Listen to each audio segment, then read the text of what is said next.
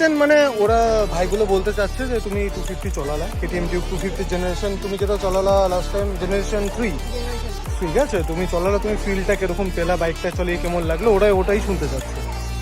First of all thank you so much কি আমাকে মানে ট্রাস্ট করে বাইক দেওয়ার জন্য। প্রথমত মানে এমন আমি চিনি না জানি না, বাট বাইক দেখে আমার খুব ভালো লাগলো এরকম, কারণ আমার অলওয়েজ বাইক খুব পছন্দ, আমি চালাই, আমি রাইড করি অনেক টাইম ধরে, তো হয় না একটা বাইক লাভারদের আমি পেয়ে নিলাম।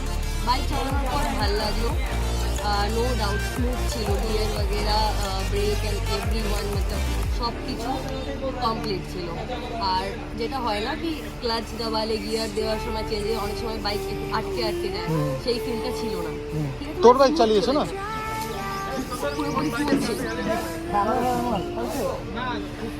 তো ওভারঅল থ্যাংক ইউ।